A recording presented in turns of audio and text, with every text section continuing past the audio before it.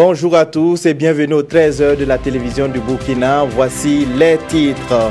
Des membres du gouvernement étaient face aux députés pour donner des réponses aux préoccupations des élus nationaux.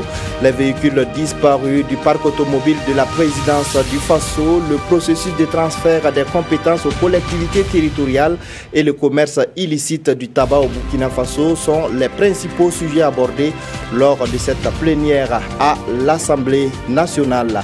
Les travaux de construction de la 10e mine industrielle du Burkina Faso ont été lancés à Boundou dans l'est du Burkina.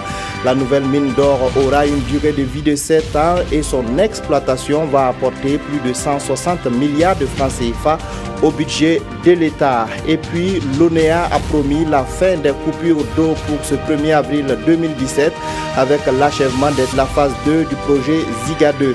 La promesse va-t-elle être tenue? Le directeur général de l'ONEA, Arba Jules Ouedraogo, est notre invité.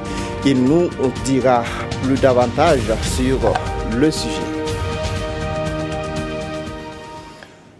Le forum État-secteur privé s'est achevé hier à Ouagadougou. Les réflexions étaient axées sur les modalités de participation privée à la mise en œuvre du PNDS, le Plan national de développement économique et social. Plusieurs recommandations ont été faites, notamment la création d'une commission d'études et d'investigation sur le financement des projets du partenariat public-privé. Des détails avec Moussa Ouedraogo et Tanga Kafando.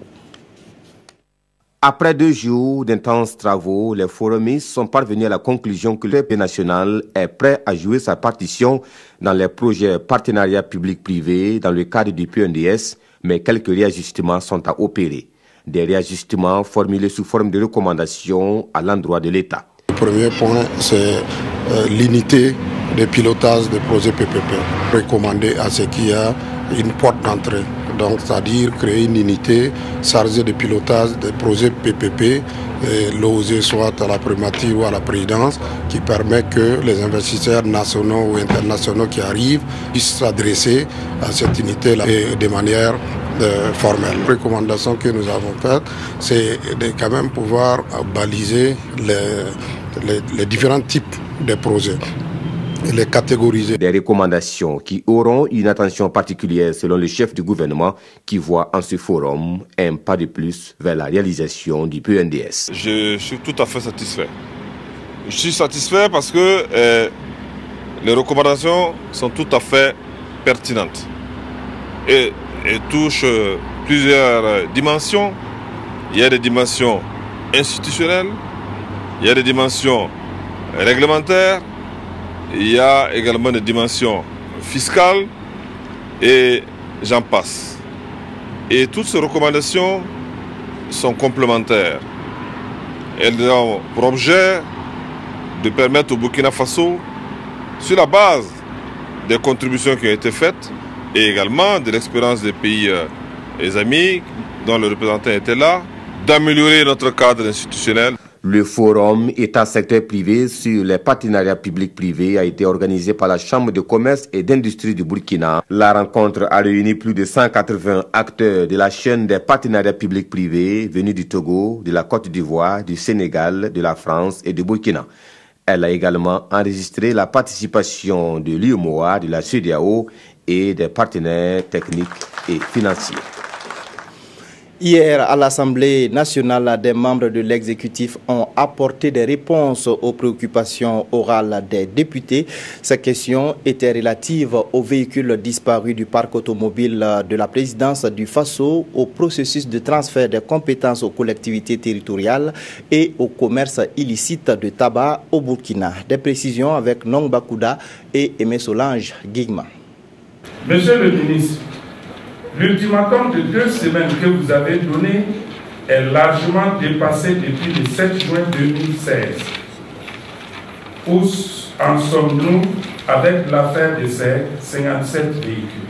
C'est par cette question orale sans débat portée par le député Moussa Zerbo de l'UPC que les 85 députés votants ont débuté cette plénière à 4 questions orales, dont 2 avec débat. Sur cette question, le ministre d'État, ministre de la Sécurité, a indiqué que sur les 53 véhicules, au lieu de 57 sortis, 22 ont été retrouvés, dont 9 remis au camp CRS et 13 à la présidence. Les 31 autres véhicules sont toujours recherchés. Il nous est revenu qu'ils étaient gérés en poule. Cet état de fait ne permet pas de situer les responsabilités.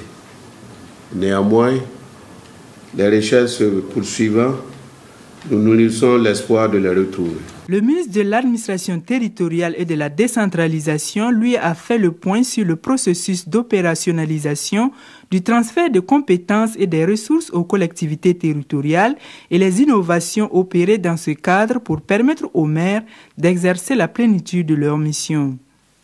La question du député Michel Badiara du groupe parlementaire Bourkindlim a suscité tant de débats au sein de l'hémicycle. Elle est relative à l'arrêté conjoint de 2015 portant institution d'un système d'authentification de suivi, de traçabilité et de vérification fiscale des produits de tabac dont la prise n'a pas impliqué le ministère de la Santé. Même si le ministère de la Santé n'est pas signataire de l'arrêté de 2015, il a bénéficié à terme d'un meilleur contrôle de la contrebande et donc d'une moindre présence sur le marché de produits contrefaits ou impropres à la consommation. De cette réponse ont découlé des interrogations sur les conséquences de cet arrêté sur la santé des populations et sur l'abandon de la loi sur les produits de grande importation. Pour plus d'éclaircissements sur ces questions, le président de l'Assemblée nationale, Salif Diallo, a recommandé la mise en place d'une commission d'information auprès des ministères concernés. À noter que la commission orale relative à la problématique de l'accès des diplômés en droit aux professions de notaire et de huissier n'a pas trouvé réponse à cette plénière du fait de l'absence du ministre en charge de la justice. Elle sera la première mine d'or industrielle de la région de l'Est. Les travaux de construction de la mine de Boungou ont officiellement été lancés hier vendredi par le ministre des Mines et des Carrières. La production d'or de cette mine est estimée à 4 tonnes par an. Sa durée de vie est de 7 ans et son exploitation va apporter plus de 160 milliards de francs CFA au budget de l'État. Des détails avec Alassane Kendrebego et Clarisse Nikema. Le ministre des Mines et des Carrières donne le top départ des travaux de construction de la mine d'or de Boungou dans la région de l'Est. L'exploitation de ce site aurifère est assurée par la Fondation Semafo. Les réserves exploitables de cette mine sont estimées à 39 tonnes d'or avec une teneur moyenne de 4,5 grammes par tonne pour une durée de 7 ans. Le coût des travaux s'élève à plus de 131 milliards de francs CFA. On a commencé l'année dernière à faire quelques travaux d'exploration. On a déjà identifié aujourd'hui plus de 750 000 onces d'or additionnelles en ressources, sur lesquelles cette année on travaille déjà pour essayer de faire les forages et les amener en réserve pour le début de l'année prochaine. Premier du genre, dans cette région de l'Est, la mine d'or de Boungou va générer plus de 1200 emplois, dont 735 directs. Elle apportera 166 milliards de francs CFA au budget de l'État, avec des retombées considérables pour la population de base. C'est un projet qui est d'envergure et c'est un projet qui va offrir des avantages énormes à divers acteurs qui interviennent ici. Chaque mine a un plan de gestion environnementale et sociale. Et au niveau de Semafo, ce plan est d'une qualité exceptionnelle et ce plan a commencé à être mis en œuvre et nous avons bon espoir que le travail qui se fait va se faire dans les normes requises. Le premier lingot d'or de ce site est attendu au deuxième semestre de l'année 2018. Alors, notre invité du jour est le directeur général de l'ONEA, Arba Gilles. Bonjour, monsieur le directeur. Bonjour. Alors, en fin février, sur ce même plateau, donc coupe d'eau à Ouagadougou pour le 1er avril. Nous sommes aujourd'hui 1er avril. Cette promesse va-t-elle être tenue? Oui, merci beaucoup pour ce rappel. Effectivement, nous avons fait la promesse à toute la population que l'eau des Ziga allait être à Ouagadougou et que la souffrance des populations par rapport à la desserte d'eau allait être soulagée. À ce jour, nous pouvons dire que notre pari n'a pas été tenu à 100%. Tout simplement, à certaines difficultés qu'on a eu à rencontrer, mais dans le fond, l'espoir est permis. Étant donné qu'à ce jour, le 15 mars, la station est fonctionnelle, donc nous n'avons pas de problème. Même une partie de cette production d'eau est utilisée pour renforcer la conduite existante. Donc depuis le 22 mars, une partie de cette eau est consommée par la population de la ville de Ouagadougou et une autre grande partie était utilisée pour le curage de la canalisation, la grosse canalisation qui a été posée de Ziga jusqu'à Ouaga de plus de 50 km. Donc à ce jour, pendant la période des 2 semaines, nous avons eu un certain nombre de difficultés d'ordre technique. C'est une nouvelle usine qu'on a mis en fonctionnement. C'est un nouveau réseau qui n'avait pas subi tous les tests nécessaires et donc nous avons fait le curage, les réglages nécessaires et surtout ces essais de pression pour s'assurer qu'il n'y aura pas de fuite d'eau sur le réseau. Malheureusement, on a rencontré des fuites d'eau qui ont retardé la mise en fonctionnement de cette canalisation. Mais je disais tantôt que l'espoir est permis, parce que ce matin même, avec les plus hautes autorités, le ministre de l'eau et de l'administration était sur le terrain et on a fait faillir l'eau à l'entrée de Ouaga, c'est-à-dire à notre dernière station de dispatch de l'eau. L'eau est arrivée, mais nous avons dit encore qu'il est nécessaire de communiquer avec la population pour dire qu'aujourd'hui, ils sont toujours dans la souffrance, mais que dans les jours à venir, la situation va progressivement s'améliorer. Alors, ce retard est dû uniquement donc, à ces fuites d'eau dont vous venez de parler, ou bien il y a d'autres difficultés liées à cela? Non, c'est essentiellement lié à la pose du réseau et surtout à ces fuites qui nous a amené à reprendre les tronçons dans l'exécution pour rendre le réseau plus étanche. Donc c'est ça essentiellement la difficulté. Donc à ce jour, cette difficulté est vaincue et ce que nous avons également pendant les 2 semaines, comme je dis, c'est une nouvelle usine, donc on était obligé de faire tous les tests pour s'assurer de la qualité de l'eau. Et donc progressivement, au cours des jours à venir, nous allons maintenant lancer l'eau dans le réseau. Donc ce sera progressivement que la population va commencer à sentir. Nous espérions à l'époque que dans les 2 semaines, on allait déjà lancer cette eau. Oui. Donc comme on n'a pas pu lancer cette eau pendant ces 2 semaines en direction des habitants, ça veut dire que le processus maintenant va commencer à partir. Alors les gens qui nous regardent veulent peut-être des dates avec précision pour peut-être se préparer, parce que la situation est un peu difficile dans certains quartiers. Alors est-ce que vous pouvez nous donner une date, une nouvelle échéance à quand la fin donc, des coupures de façon définitive à Ouagadougou? Oui, ça c'est la question fondamentale. À quand la population entière, ce n'est pas une certaine partie de la population, parce qu'aujourd'hui il y a une partie surtout au niveau des centres, ils ne connaissent pas du tout cette pénurie. Nous disons que nous avons peur de plus en plus, compte tenu vraiment des préoccupations de la population, de donner une date précise. Ce que nous sommes sûrs, c'est que dans la semaine à venir, nous allons commencer le processus et que normalement, la semaine encore qui va venir, nous sommes presque sûrs que la population doit avoir l'eau. Nous sommes dans un processus. Aujourd'hui, le 1er avril, nous n'avons pas atteint les résultats escomptés. Donc, dire d'ici 2 semaines, le 15 avril, on aura l'eau de façon certaine. Bon, s'il y a encore un autre problème, la communication va être difficile à rattraper. Mais nous sommes certains que dans les 2 semaines à venir, en tout cas, normalement, la population sera satisfaite et de façon entière. D'accord. Alors, en attendant donc l'arrivée définitive de l'eau, est-ce qu'il y a des mesures qui sont prises pour satisfaire les populations qui sont en manque d'eau? Oui, il y a des dispositions qui sont prises. D'abord, il y a la distribution alternée qui permet à ceux qui ont à tous les quartiers d'avoir l'eau au moins dans la journée.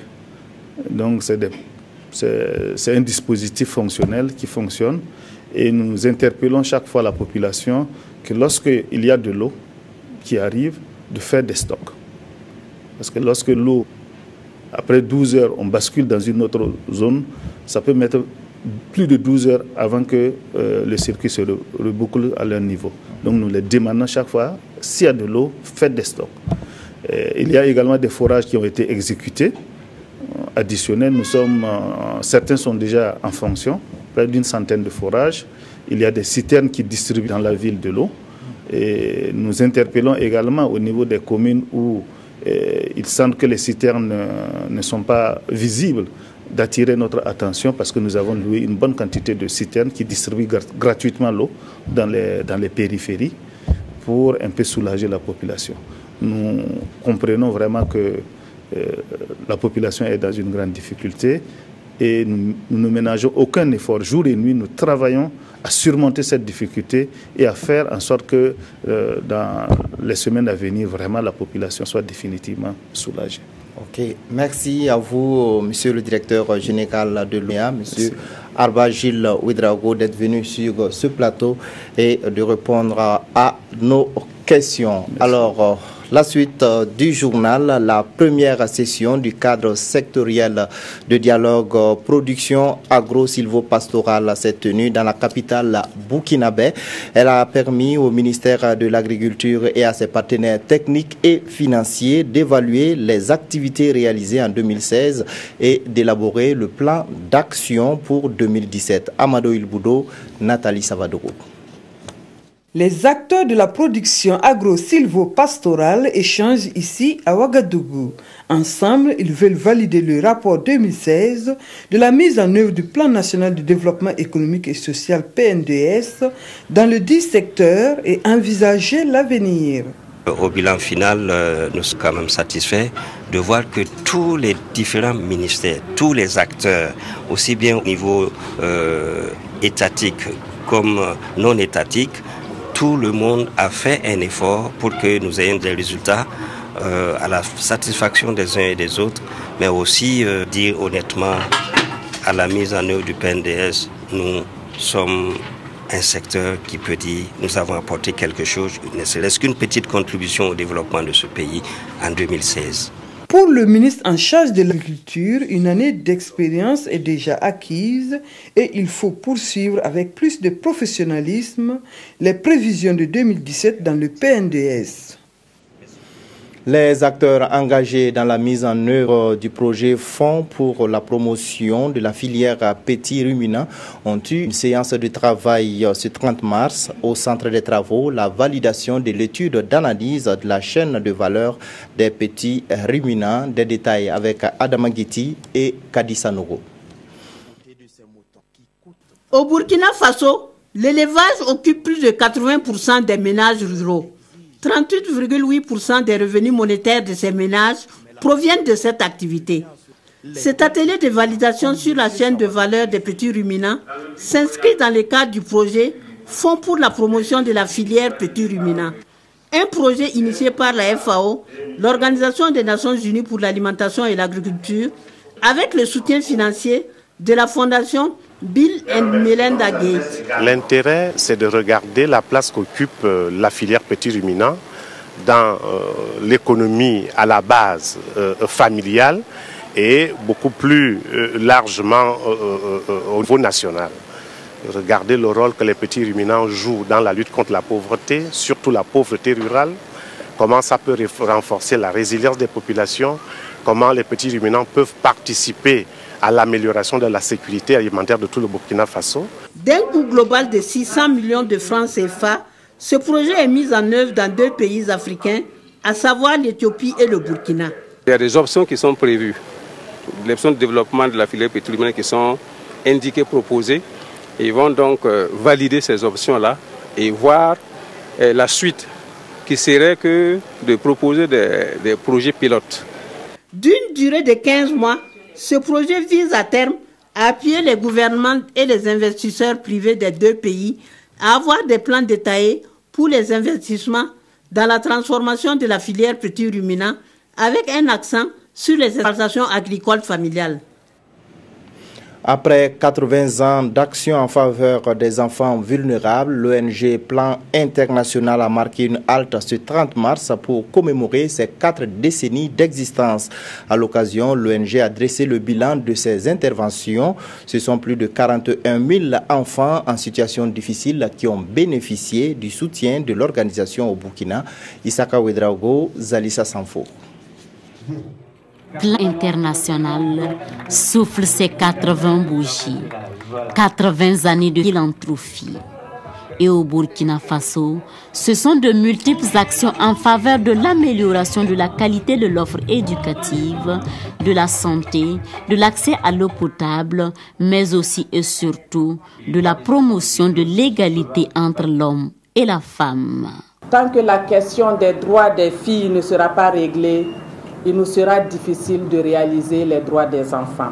Si Plan International n'existait pas, il fallait créer cette ONG. Au Burkina Faso, ce sont 41 000 enfants vulnérables et leurs communautés qui bénéficient des actions de Plan International. Les années à venir, promesse est faite ici à cet anniversaire de redoubler d'efforts pour plus d'épanouissement. La lutte va continuer de plus belle avec tout ce qui se passe dans le monde, sur le continent, dans nos et à nos portes. Nous célébrons les 80 ans de Plan International, moment où l'organisation opère beaucoup de changements en son sein et dans sa manière de travailler. Et selon la ministre en charge de l'action sociale, Plan Burkina sera encore sollicité dans les nouvelles politiques de son département.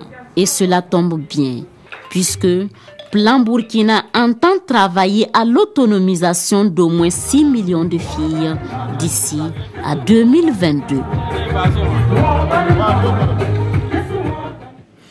L'augmentation du prix du pain a fait des gorges chaudes ces derniers temps pour soulager les consommateurs qui font face à une vie de plus en plus chère. Un promoteur de boulangerie à Bobo-Dioulasso a décidé de faire du social en baissant le prix de la baguette de pain à 100 francs CFA. Hassan Gouragou et Carole Tougouma sont allés à sa rencontre. L'augmentation du prix du pain a défrayé la chronique. Une situation bien difficile pour bon nombre de consommateurs. Pour venir en aide à la population, une boulangerie de la place a décidé de passer du lucratif au social en vendant son pain à un prix défiant toute concurrence. Nous avons mis en place cette stratégie pour soulager le consommateur en ce temps de vie chère. Il est inadmissible que le Burkinabé moyen ne puisse pas se procurer une miche de pain. Ici, le pain coûte seulement 100 francs. Dans l'avenir, nous allons envisager vendre du poisson également à 50 francs CFA, comme nous sommes en avril là-haut. Ça fait de gros poissons d'avril. Vous l'aurez compris, il s'agit d'un poisson d'avril. Plaisanterie faite chaque 1er avril, elle trouve son origine depuis l'Antiquité et le Moyen-Âge. L'origine est un peu obscure. Avant, dans le temps, le temps était rythmé. Et on avait plusieurs, plusieurs débuts d'année. C'était pour éviter peut-être que chacun ait dans telle région son début d'année. Voilà que, le pape Alexandre XIII, je crois, avait dû décréter pratiquement une date particulière pour le début de l'année qui coïncidait au 1er janvier. Les gens s'en sont mis un peu difficilement. Mais avant que cette décision pontificale ne prenne tout l'univers, tout le monde entier, il y avait toujours des gens qui fêtaient toujours leur début d'année en avril. Alors, quand ils se rendaient compte de ça, on leur disait, mais on vous a posé un lapin, on vous a posé un poisson, quoi. Voilà, tout simplement, pour rigoler avec eux. Ainsi naquit l'idée de faire de petites blagues ce jour-là. C'était un jour de canular.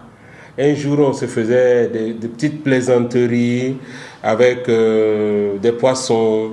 Généralement, pour ceux qui ont des poissons, pour ceux qui étaient sur les bateaux, c'était avec un poisson pourri qu'on mettait sur leur habit. Et puis plus le poisson il sentait, plus le gars il était incommodé et puis se rendait compte qu'on lui avait fait un canular derrière, quoi. Encore appelé jour des fous ou jour des mensonges, la tradition du poisson d'avril s'est répandue à travers le monde. Le 1er avril est donc un jour de plaisanterie, mais de plaisanterie de bon goût, faite à des amis ou par les médias. Le FAMA, le Faso Music Award édition 2017, s'est tenu hier au Sénasa. 16 prix ont été décernés au cours de cette cérémonie de récompense des artistes musiciens burkinabés et de la diaspora. Emilo, le chanceux, a été le plus chanceux, mais surtout le plus talentueux. Il a remporté le tube de l'année 2017. Isaka Kafando, Dramandadian. Faso Music Award, 4e édition. Cette année, ils sont 16 artistes musiciens et bien d'autres acteurs du monde culturel burkinabé à être primés au cours de cette cérémonie. Le prix du tube de l'année 2017 est revenu à Emilo le chanceux, le concepteur de Attraper. C'est forcément une satisfaction et nous remercions les fans parce que c'est grâce aux fans que ce prix a été obtenu. Donc nous remercions les fans, je remercie aussi les organisateurs qui ont bien voulu organiser cette cérémonie de distinction. Le FAMA, c'est aussi des prestations d'artistes musiciens burkinabés et de la diaspora. Une tribune de promotion et de valorisation de la culture burkinabé. La musique burkinabé avance très bien. Vous avez des artistes aujourd'hui qui font le tour du monde. Longtemps on disait qu'au Burkina on ne fait pas de bonne musique, mais aujourd'hui vous êtes d'accord avec moi qu'il y a des artistes talentueux donc, au Burkina Faso. Et je crois que nous sommes fiers et nous sommes en train d'accompagner modestement la musique burkinabé dans son évolution. En termes de perspective, c'est beaucoup plus de maturité, une soirée bien organisée, une soirée aussi qui peut contribuer évidemment donc, au développement de la filière musique au Burkina Faso. De la musique avant toute chose, telle est la devise du Faso Music Award. Et son promoteur entend s'aimer davantage la graine de l'excellence dans le milieu culturel. Voilà qui met fin à cette édition. Merci de votre fidélité et restez en compagnie de nos programmes.